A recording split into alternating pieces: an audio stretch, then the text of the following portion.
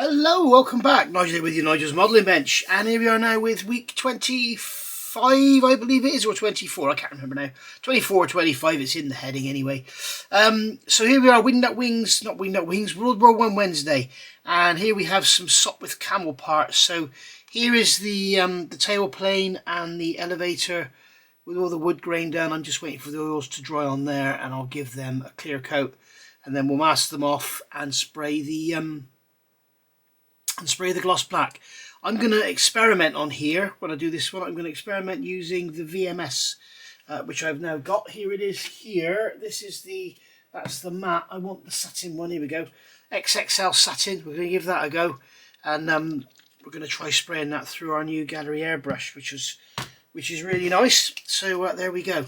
So that's that bit there. So we're waiting for that to dry, and then we'll give it a clear coat.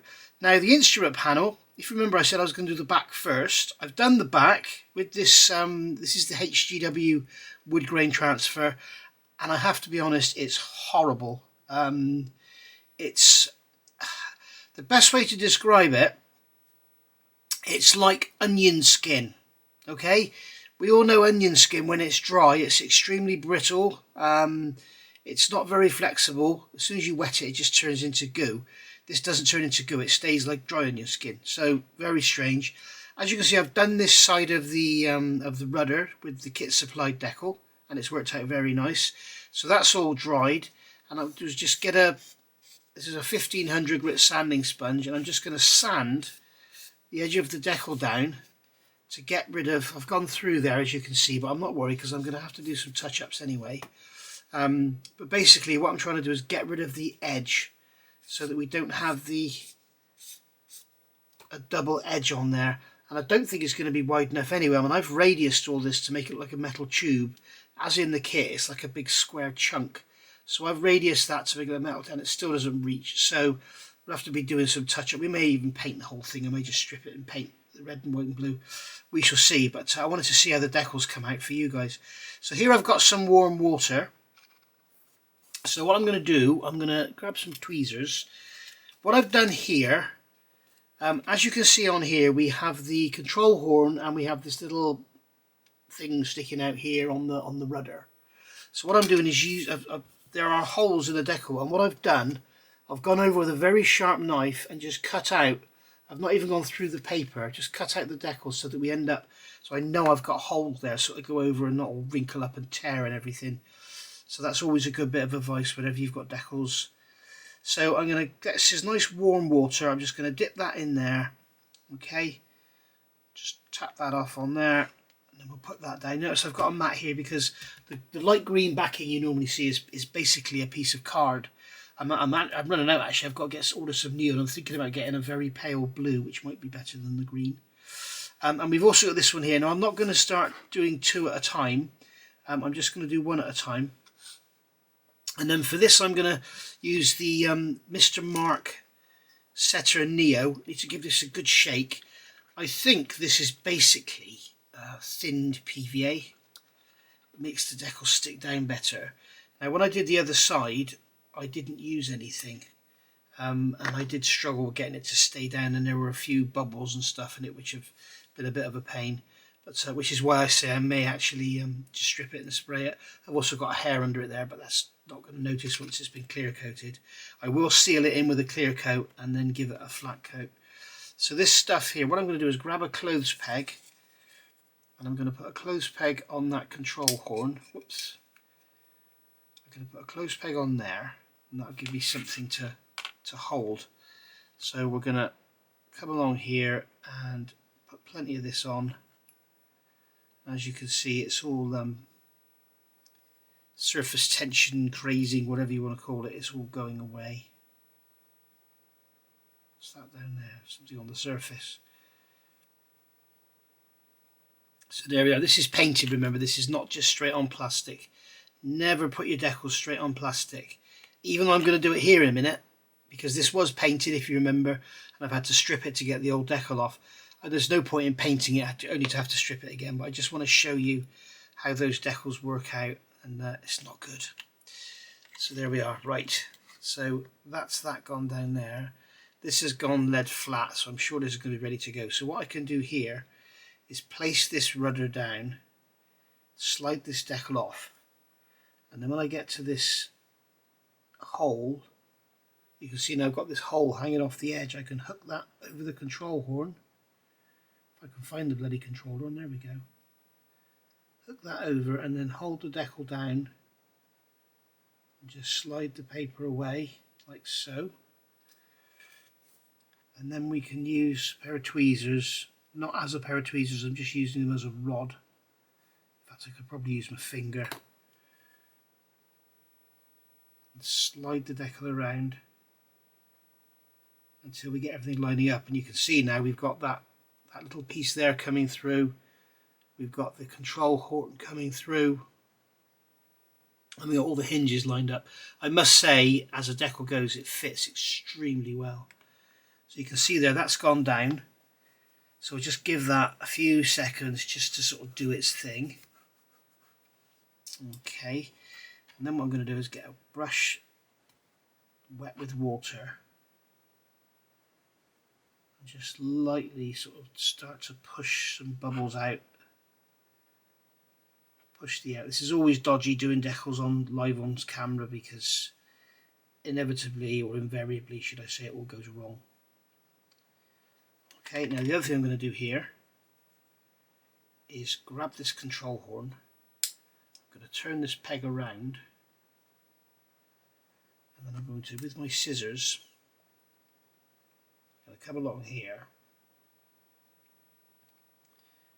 and put some cuts in this decal to make it go around the radius easier.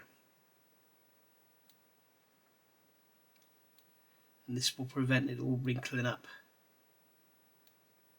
later on.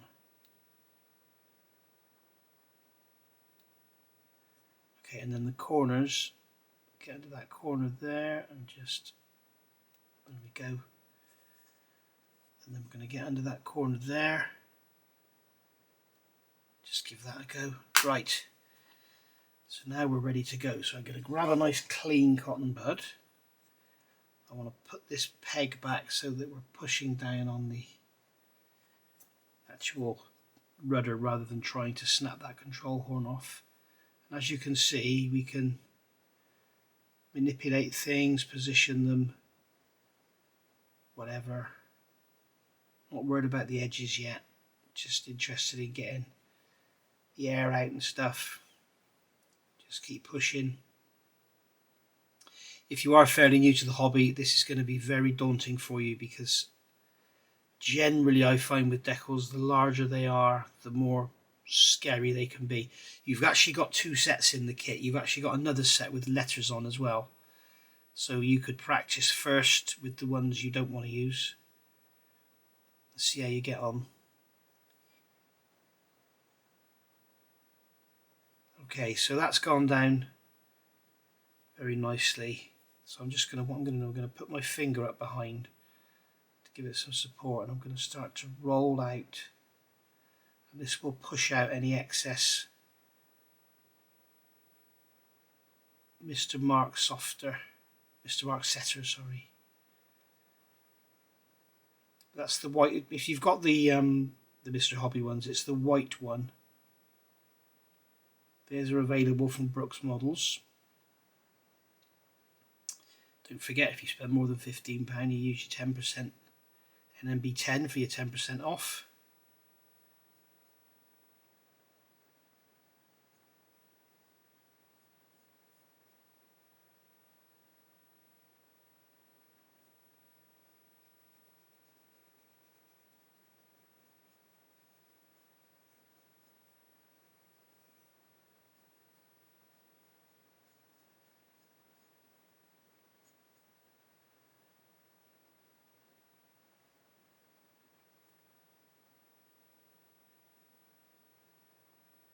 There we go. Okay, so that's made a start. So now I'm going to get the Mr. Mark Mr. Mark Softer. I don't know if you can hear it in my voice, guys. I'm actually filming this on Thursday the 24th of October, so it's the day after you saw the last one. And I've got a stinking cold again. Yay! I've been to the doctors, and I think I probably called it up there. There was some mums and kids, because it's half term here in the UK. Well, it is in this area. It seems to be half term is adjustable now. When I was a kid, everyone was off at the same time, but it seems that some schools are off and some aren't. So I can put this Mr. Mark softer, and as you can see what's happening, that edge is starting to curl around. Okay, so we can leave that on there and let it do its thing. Make sure we get the whole lot covered. Just like so. I'm going to have to move this slightly because the decal there is catching on that spring, which is unfortunate. What a stupid place to put a spring. There we go. I'm going to grab my scissors, if I can pick the bloody things up because I don't have any nails. Come here! And then just give that another little snip there. Another one there.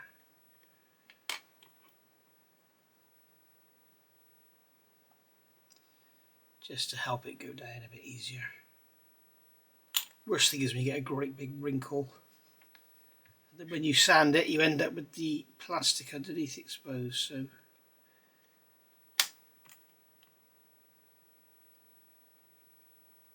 there we go. That'll go down lovely now. So the same if you're doing a winged wings one and you've got this decal for the tail. I would thoroughly recommend these two setting solutions, because if you remember when I did my winged wings, that's not supposed to happen. If you remember when I did my Fokker E4, the decals in that were a nightmare. So yeah, I would thoroughly recommend the Mr. Mark softer and setter, or at least just this one. You know, Mr. Mark setter for your initial, because it actually helps to physically glue. You know, all the others like this one here, this will actually improve the adhesion, but if the decal doesn't have any glue on it, like it appears some of the winged wings don't, then you want something better. And I remember I spoke to Ray Rimble, if you remember, and I actually tried it and it worked really well. Used some very heavily thinned PVA and that really worked well, and I got a feeling that's what that is. It's got some other bits and pieces in it as well, but yeah, it worked really well.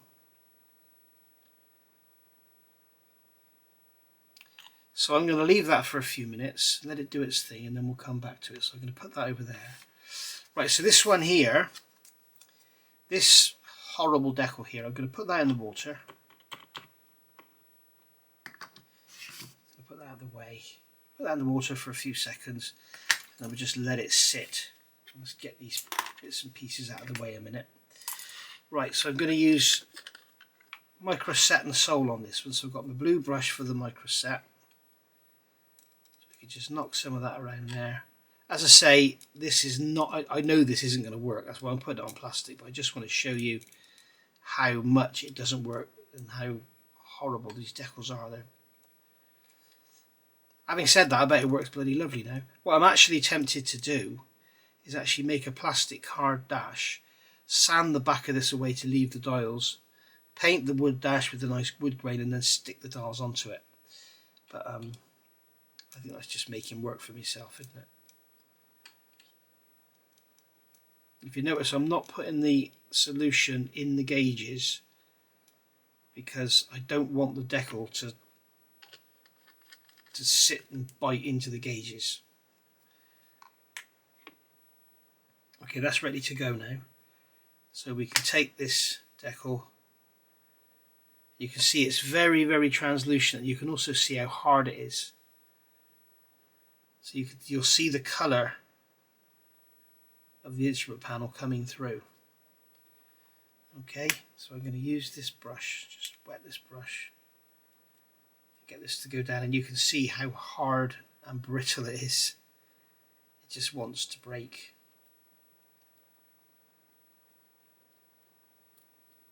Alright, so it's stuck down there. So what I'm going to do, as per the instructions on the microset, I'm going to put some more microset over the top. I mean, really, to be honest with you, this is ridiculous asking the decal to go over this. Especially, you know, without wrinkles, it's ridiculous. But, you know, let's just see, so you guys know that it's nigh on impossible. I'm just going to slide this down a bit on there.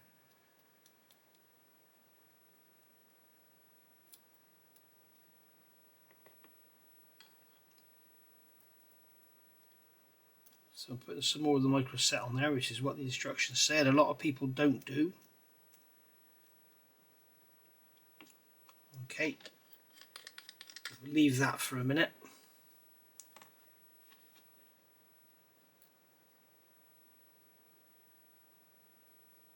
Just push it down into the corners and stuff. As I say, it's there's no way it's going to work. But I just wanted to show you, because I told you this is what I was going to do, and I wanted to show you why I'm not doing it, because it just does not work.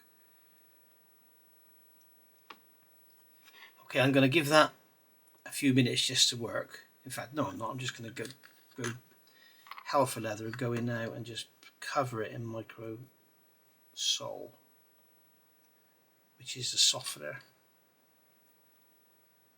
And this is probably where the decal will just start to fall apart, which is what happened to be on the back. I can't move it down anymore.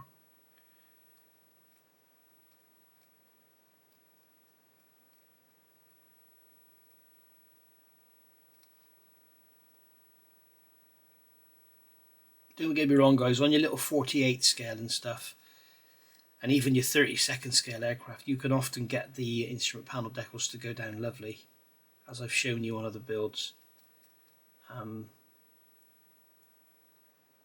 But with this is just asking too much.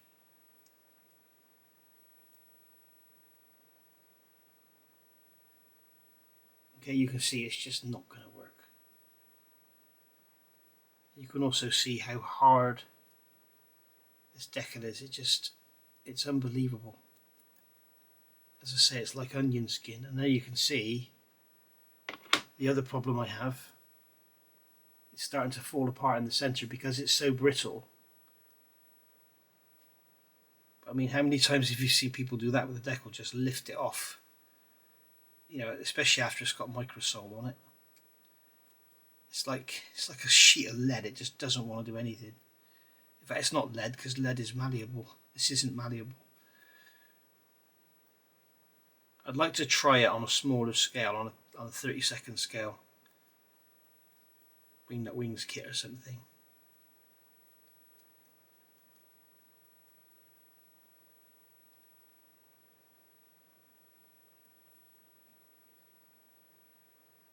As you can see, of course, the other trouble is the wood grain is now practically invisible, because you can see the brown through the decal, and the tone, when you look at the wood grain, look on this strip here, the wood grain is hardly visible. So it's sort of, I don't know, I'd much rather just use the old method of oil paints, I think. But there you go, you can see it's just not going to work. So that was just an experiment to show you why I haven't done it. Okay, I'm sure those decals would be great, like on a I can't remember what aircraft it is now, but some aircraft. I'm going to just put this in the water. Blimey, that blue tack stuck well. Cool. Just going to put that in the water and let it rinse off. But yeah, I'm sure they'd work great on a flat pan, like on the side of it. Is it a spad or something that had a lot of wood exposed? I'm sure they'd work great on that, but I'm afraid it's not working on that instrument panel. It's just too much, which is what I expected anyway, to be honest. I didn't, you know, I thought maybe we'll give it a go, but nah. Right, what I'm going to do now is take this peg off, because I'm worried that I'm going to snap that control horn off. As you can see, I'm able to now roll this around with a cotton bud and it's going down into all the detail. Lovely. Now the detail on here is quite soft, so you'll think you've got air bubbles like here. There, it seems like it's air bubbles, but it's not. I know this is going on a bit, but please bear in mind, guys, if you're an experienced modeler, there are modelers out there watching this that will have a go at this kit, and they're absolutely petrified of doing this decal. So spare a thought for them. They'll be watching this and rewinding it and watching it, and how did he do that and how did he do this, and then they'll do exactly the same and it'll go wrong. It's I think decals are probably one of the least loved parts of modelling. They can be a complete and utter nightmare. They can be really good, like if you get an Airfix kit. A modern Airfix kit has cartograph decals, and in my opinion Airfix cartograph decals are better than any other cartograph decal, even cartograph's own decals. I don't know what if they demand a specification or something, I don't know, but you take the WNW Wings kits, and I know that a lot of them are getting on now, but they're cartograph decals and they are not a patch on the Airfix ones. I'm waiting for someone to start a rumour actually that WNW Wings is coming back. Okay, so as you can see, we've got it all down in the middle, and now we need to really give it a kick on the edge. So what I'm going to do now is get the micro sole, because the micro sole is a fantastic softening agent, better I think than the Mr. Hobby one. I'm going to put that on there.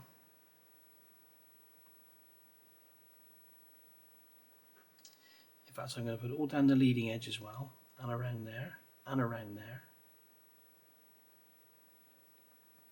In fact, let's just go over the whole thing, because the one thing micro sole is very, very good at is getting things to pull down. It's very, very good at it.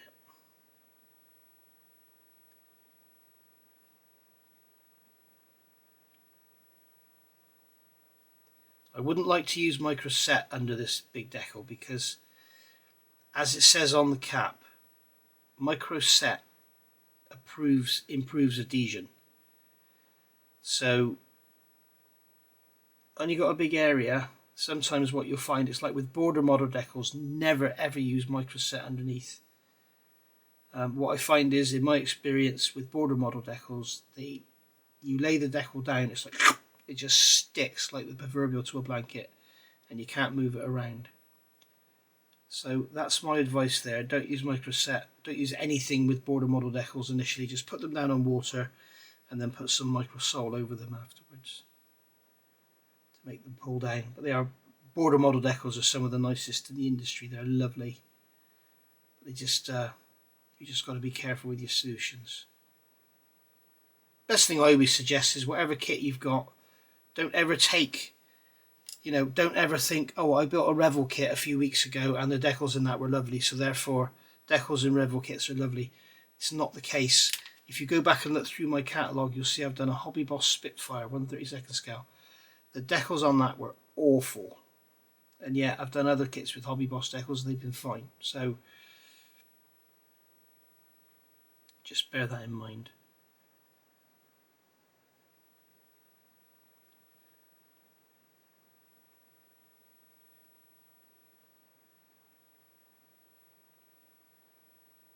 We go.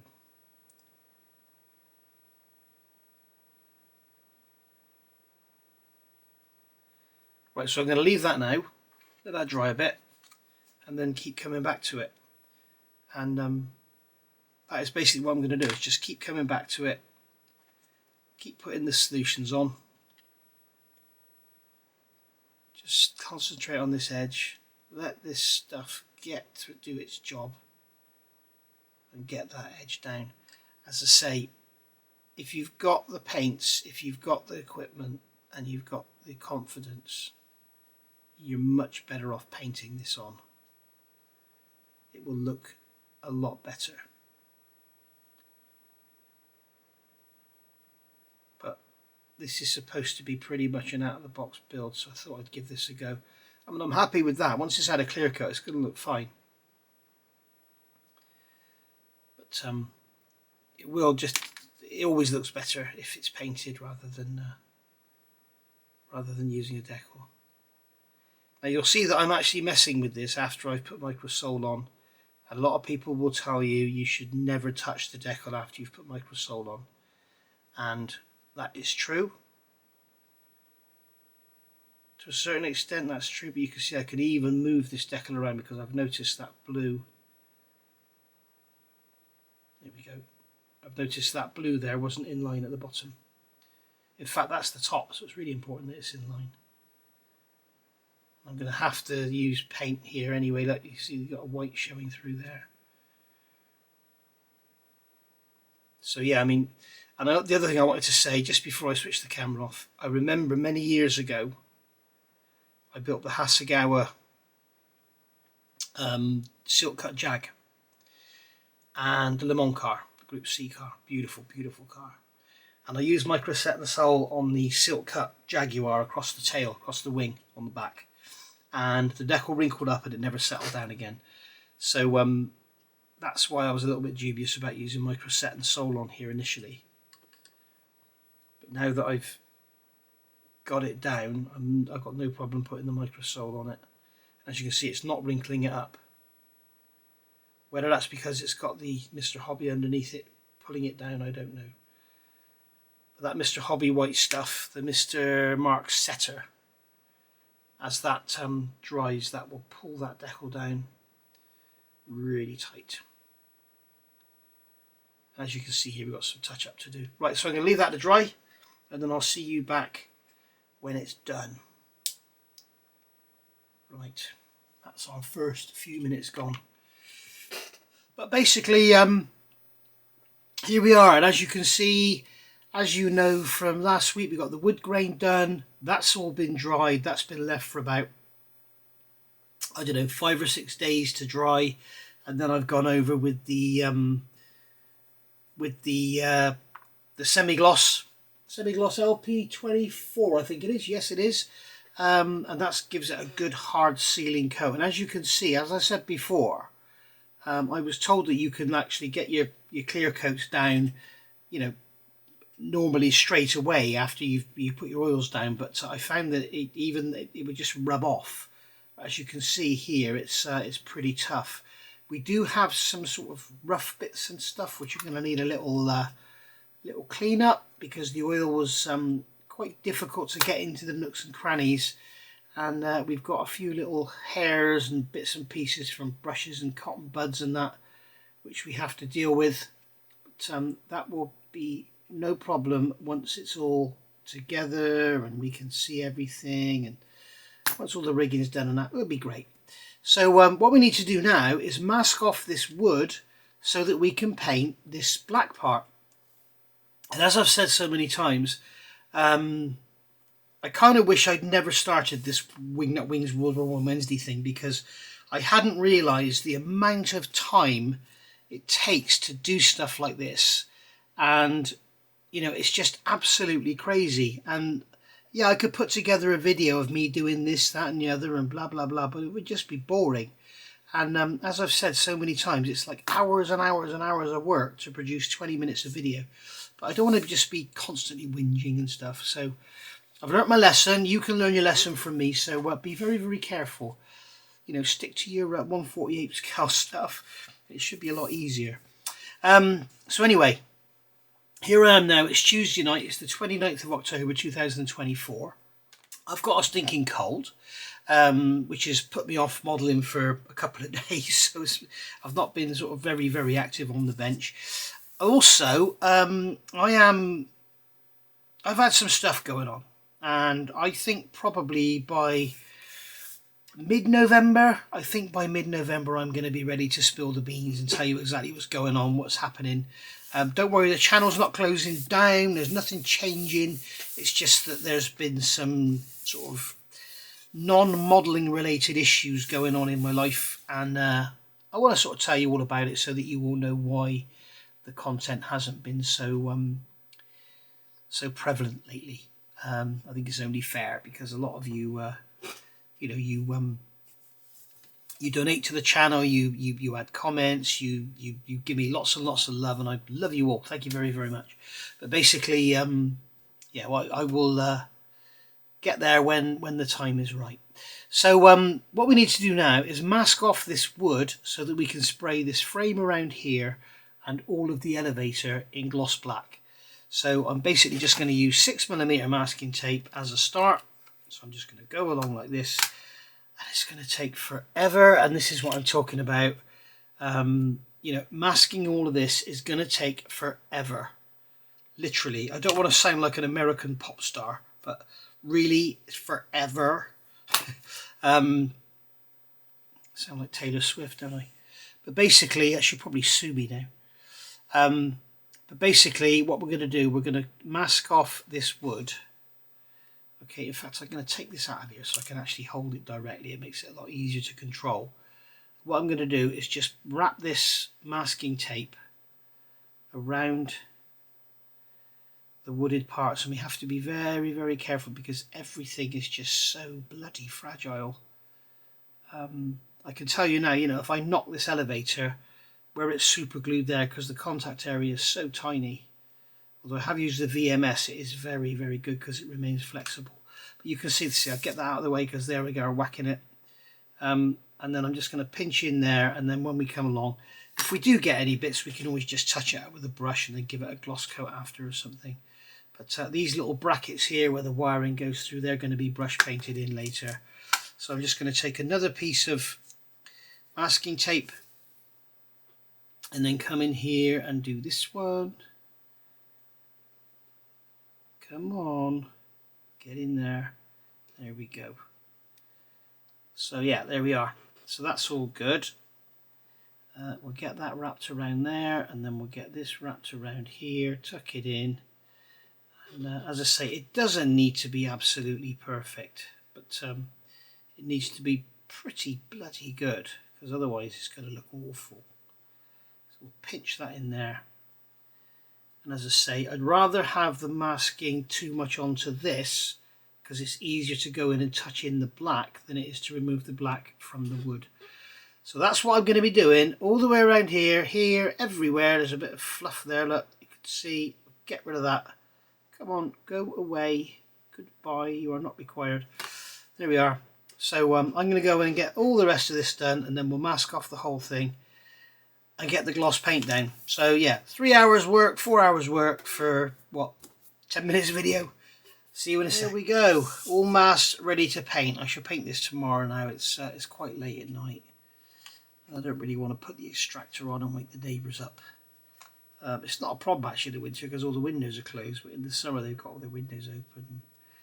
Not good, but I don't want to disturb anyone. So they've got to be up early in the morning for work. I haven't. Well, I've got to sit and do this every day.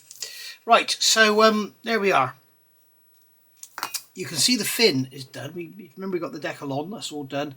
This red down here, I can tell you now that this Vallejo game colour, bloody red, is an absolutely perfect match. I went down the back edge where we had the white showing through. And the blue, I've used the game's colour ultramarine blue. And you can see that's also quite a good match. I've used that around the hinges. So those two colours there, 72010 and 72022, are bloody brilliant for this. So, and you can paint them easily with a brush, and they dry nice and flat and everything, so all good and ready to go. I'm going to have to get the fin out of the box because the fin is all tubular steel as well, and we're going to paint that black. So we'll go from there. So yeah, hopefully this is all going to look pretty good when it's done. But as I say, hours and hours of work in that. If you are building one of these, you know, you might not want to do what I've done with the brass and everything because it does add so much work. So much work. The problem is, it's the fact that you've got plastic glue to photo etch, so obviously, or to brass rod, so obviously it's super glue, and the area of contact is so tiny. And as you can see, what I've done, I've actually allowed the super glue to sort of make a buttress between the, just to strengthen it. I tried to remove the buttress, and the contact area is like less than 1 square millimeter, and as soon as you move it, it twists or whatever, just bang, it snaps. So there we go. Right, so I guess the other thing you could do is fabricate the whole thing from brass if you're really that fussed about doing it, but I just want to get rid of that thick plastic edge on there, and I think it's paid off. So I'm going to get some gloss black down on that, and then I'll be back. And there we go, next day now, and you can see I've unmasked it all. We've got some little bits of touching up to do, nothing too much. And so there we have our black metal frames and our wooden ribs. So that's worked out quite effectively. It's taken a very long time, but, and then we've got the fin there, and then as you've already seen, we've got the rudder over here with its decal and everything on, so that's going to go onto there like so, like that. Then we'll put the other hinge pieces on and paint them, and that is going to sit in turn, that is going to sit on top of there like so. So you see it's looking quite busy. It's going to look quite lovely when it's all rigged up. But what I need to do now is leave this for a few hours to dry and let the paint dry thoroughly. With a gloss paint, you think it's dry, but if you start handling it for assembly and stuff like that, then you'll soon find out it's actually not dry at all, and you start to leave finger marks everywhere. So we'll put that over there out of the way, let it dry, and think about doing something else. I'm not quite sure how long this video is going to be today, guys, to be honest, because it's Wednesday. It's Wednesday the 30th of October 2024, so budget day, yeah, so we're all going to be broke. Right, and it is currently, it is 9:49, so yeah, it's 2 hours and 10 minutes before, no, it's 2 hours and 40 minutes before we all start to lose our lives. Right, back in a minute. Alright, so here we are back looking at the mini art. This is the Austin Armoured Car 3rd Series in the Ukrainian, Polish, Georgian or Romanian service. So if you remember, we didn't touch this last week, the week before we did some work on it, and I've been jumping around in the instructions to avoid having all these bits and pieces sticking up on the chassis that are all going to get broken off. But now it's coming a point I think we're going to have to start thinking about fitting them, because we've got all these rods to go in. Now you get in the instructions, you get these plastic parts here which I've taken off the sprue, and you can see they're quite fat, okay, and they suggest if you want to you can replace them with wire. And if I just show you the size of the wire compared to the plastic, you can see it's much finer. So I've fitted these 2 rear rods here to the rear brakes. Unfortunately, that rod in the middle snapped, the one going across, and that has been causing quite some swear words to come out of my mouth, but we got them in. You can see them there, very fine, very tiny little metal rods. So so there we go. Dear, this cough is doing my head in. Right, so yeah, and we're going to be putting that P in there when we actually come to do this. So we've got all that steering gear there which has been fitted on top of the chassis, the engine's in and everything. I don't really want to do that. So moving along here, we've got the axles in and everything. I've just done those 2 rods there. So I think we're going to have to start thinking, in fact what I can do is actually add that rod there, B16. But I think we're going to have to start thinking about getting some paint on here, because what I don't want to do is just build the whole thing and then paint it as one, because it's going to be very difficult to get in all the nooks and crannies, and I don't want to see grey plastic showing through. So I think what I'll do is just prime it all black, and then we'll get it together, and then do some finished painting then. So I'm not even sure if the engine's going to be visible. I mean, all this stuff down here is a bit daft. I'm not sure if any of it's going to be seen, but we shall see. But I should imagine you've got all these rods going in, yeah, and then we're putting a floor over it, look. So, you know, you've got all these little fine rods going in here, making them fit into all these little places, and then come to step, step 26, we're covering it all over the floor. So is it worth putting it in? I mean, it's above the chassis and under the floor. You're never going to see it, even if you look underneath. So I don't quite know. We'll do it. We'll do it anyway, because we can. I do like the double wheel look on the back rather than the single. But anyway, So there we are with that. So I think what I need to do is think about getting it all getting it primed up. I've also fitted those two pieces there. That's DA5 and DA6. They're rods for this rear steering thing. So or for the pedals anyway. There's another linkage that goes in for the steering. Again, that's covered up by the floor. So I think we're sort of at the point where I'm going to have to start thinking about doing some painting. So right now we're going to be waiting for the paint to dry on here, and we're currently waiting for the paint to dry on the tailplane. So I don't really know how much we're going to get done this week. But, we'll have to perhaps look forward in the instructions and do some sub-assemblies or something. Back in a minute. Okay, so I've fitted these two little bits of PE on here. They are PE28, so they're two tiny bits. They're going to get snapped off, but they're on there. Need to be straightened out a touch, but we'll sort that out later. And then that tiny little piece there, which is PE38, I think. I've got that on there as well. This, so I can cross that one off. There we go, that's that one. This here, this I think is a light or something. I'm not fitting that because that's going to get knocked off. You can see it sticking up there. It's just stupid build sequences. So there we go. Right. So I'm going to go away now and get this painted. I'm going to wait for that that elevator and everything to dry before we do any more work on that. So we're going to call that a day for this one. I know we haven't got a hell of a lot done, but hopefully you've learned something from it. And as I keep saying, this is going to be a nightmare for filming and stuff. But I think we'll get some black paint on here. Maybe I won't put black paint everywhere. Maybe I'll just do the engine and the inside the chassis rails, because I know from experience the black paint makes everything impossible to see. So maybe we'll just paint the engine and the inside the chassis rails, get that in and go from there. And then we can start to move on with the build, because we've got these rods and everything going in, and of course they depend on this part here going in and this here going in, which is all part of the engine gearbox assembly. So we are going to start having to build things sticking up, which I really don't like doing, but I guess that point had to come at some point. But, anyway, so I will see you all next week, hopefully, for another one of these. And as I said earlier, there will be a video coming out around about 3 weeks, 2-3 weeks, and I'll explain about what's been going on and why the content on the channel has been slightly lacking of late. So I will see you all soon, and thank you for watching. Oh, if you haven't already, hit that subscribe please, and hit the notifications bell. It all helps. Bye for now.